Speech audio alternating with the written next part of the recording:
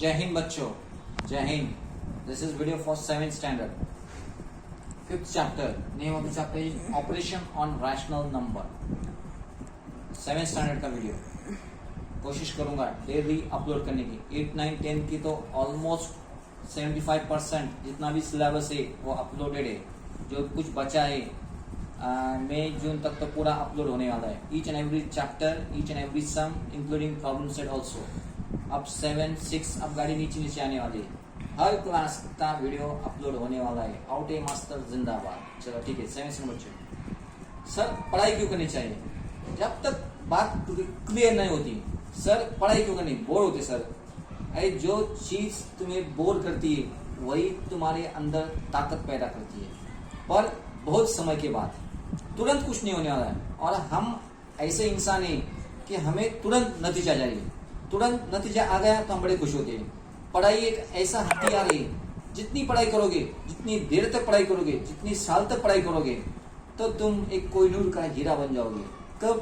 1-2 दिन, 8-10 महीना नहीं, 5 साल 10 साल तक तुमने मेहनत की, तब जाके तुम चमकने वाले हो लाइक अ डायमंड. और डायमंड की वैल्यू क्या होती है मार्केट में, किसी को बोलने की जरूरत नहीं. अब वो पुराना कंसेप्ट गया कि राजा का बेटा राजा बनेगा. नहीं, जिसके अंदर काबिलियत होने वाली है वही आज का राजा बनने वाला है, या यहाँ से आगे. इसलिए बच्चों, जब भी कभी बोर हो गए तो कुछ बातें, कुछ थॉट्स दिमाग के अंदर होनी चाहिए, उसको रिवाइज करो तो एनर्जी आती है. चलो अब मुद्दा अपना, तो मेन मुद्दा है मुद्दा ऑपरेशंस ऑन रैशनल नंबर. अब मैथमेटिक्स में ऑपरेशन बोलो तो इंग्लिश में ऑपरेशन का मतलब होता है काटना. मेडिकल्स इसका ऑपरेशन करना है, कहीं तो भी काटना है. But whereas in case of mathematics, whenever there is operation, we say that addition, subtraction, multiplication and division. 4 he operation होते हैं. पूरी मैथमेटिक्स उस पर डिपेंड होती है. ऑपरेशन आया समझ में? Addition, subtraction, division and multiplication. चलो आगे. On rational number. Rational number, अब बीच में रैशनल नंबर का आ गए. चलो मैथमेटिक्स की जब शुरुआत हो गई तो सबसे पहले नंबर लाए गए थे. क्या नंबर थे? Natural number. इसको डिनोट करते हैं हम एन से.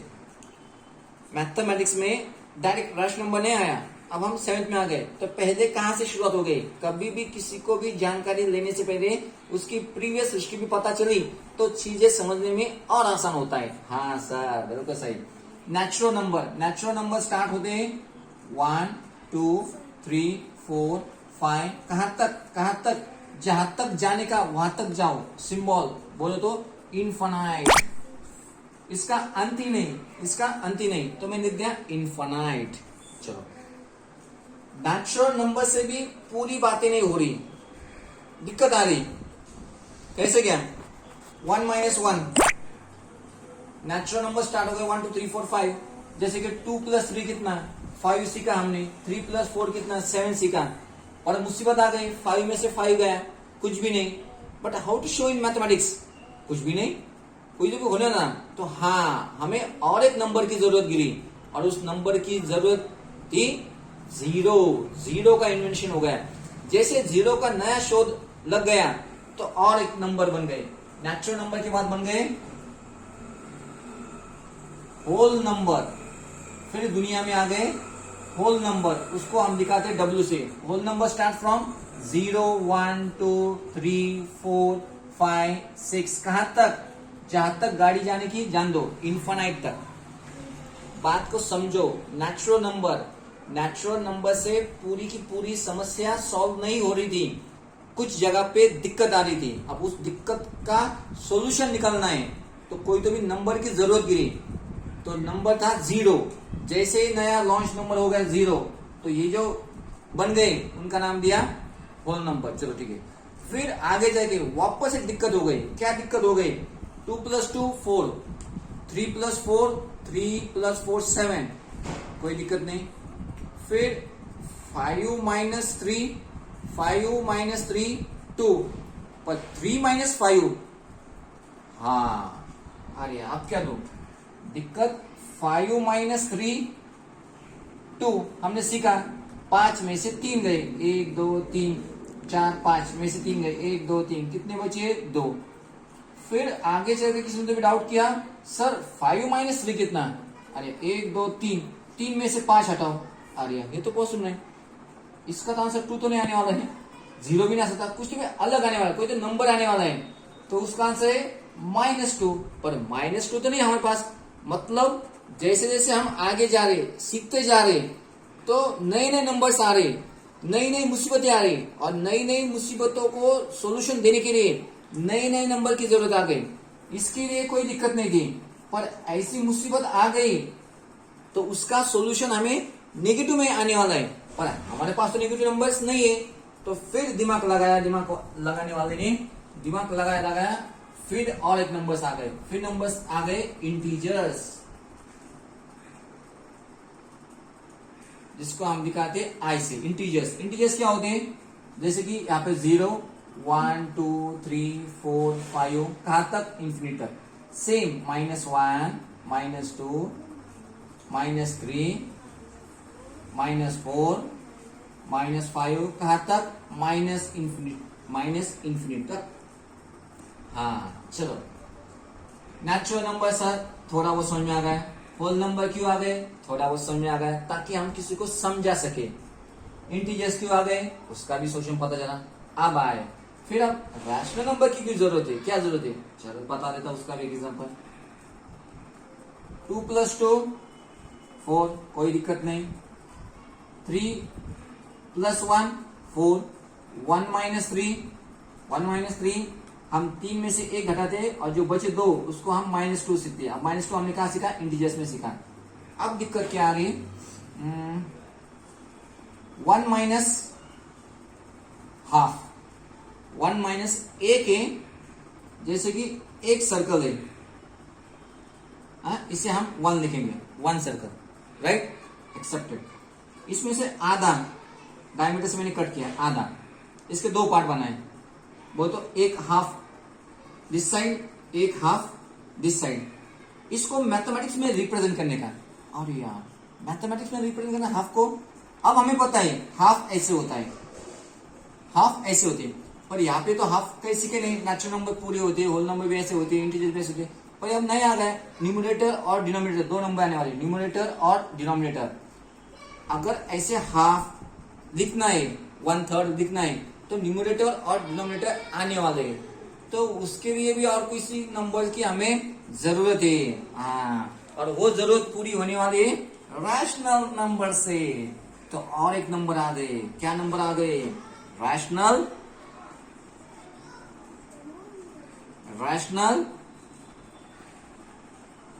नंबर, इसको हम दिखाते हैं क्यू से। अब इसकी definition, any number in form of p/q,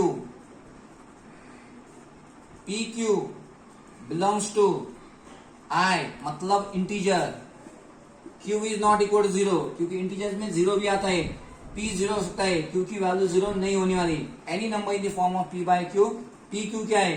integers, कोई भी वैल्यू उठाओ चिपका दो, पर q की वैल्यू 0 नहीं है, then such number are called rational number। जैसे कि देखो, any number in the form of p/q, pq belongs to I। अब मेरे पास इतने इंटीजर्स है, pq बिलोंग्स टू इंटीजर, ठीक है, मैंने p की वैल्यू समझो 1 पकड़ा, q की वैल्यू 0, पर उन्होंने कहा q is not equal to 0, 0 छोड़ के q तुम कुछ भी पकड़ो, किसी ने दिया -3, तो नंबर बन गया -1/3। जो नीचे नेगेटिव होता है हम ऊपर भी ले सकते हैं, तो -1/3 एक नंबर बन गया। फिर किसी ने लिया, सर p की वैल्यू 0 हो सकती है क्या? हाँ, p की वैल्यू 0, q की वैल्यू ले 5। सर फिर 0/एनीथिंग क्या होता है? 0 होता है। क्या 0 रैशनल नंबर है क्या? हाँ, 0 इज रैशनल नंबर। और अभी आपने कहा any number in the form of p/q के, हर एक नंबर p/q के फॉर्म में होना चाहिए, पर यहाँ पे p/q के फॉर्म में नहीं। अरे बाबा, जैसे कि 1 है, अब मैंने बोल दिया 1 क्या है?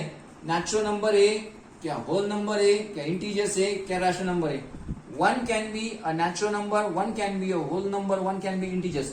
तो आपके मन में डाउट नहीं, पर जैसे मैंने बोल दिया one is a rational number, तो आपके मन में डाउट होगा, सर कैसे, क्या वो पी बाई क्यू के फॉर्म में चाहिए। अरे हर एक नंबर के नीचे वन होता है, वन अपॉन वन का मतलब क्या होगा, वन ही हो गया। तो अगर वन लिखा मैंने और वन अपॉन वन को लिखा तो पी की वैल्यू वन, क्यू की वैल्यू वन, और वन वन क्या है, इंटीजर्स है। So I can say that in short पूरे नेचुरल नंबर, पूरे होल नंबर, पूरे इंटीजर्स, जितने भी इंटीजर्स है, जितने भी होल नंबर है, जितने भी नेचुरल नंबर है, all the numbers are rational number. कैसे, क्या सबके नीचे वन चिपका दो, सबके नीचे वन चिपका दो। So yes we can say that all natural number, whole number and integers are rational number. अब यहां तक इतना समझ में आ गया कंसेप्ट। अगर किसी ने बोल दिया zero, zero is a rational number, yes zero is a rational number. Zero को मैंने 0.1 लिख दिया, पी की वैल्यू जीरो, क्यू की वैल्यू वन। अगर किसी ने 5 दिया, is 5 a rational number? Yes, 5 is a rational number.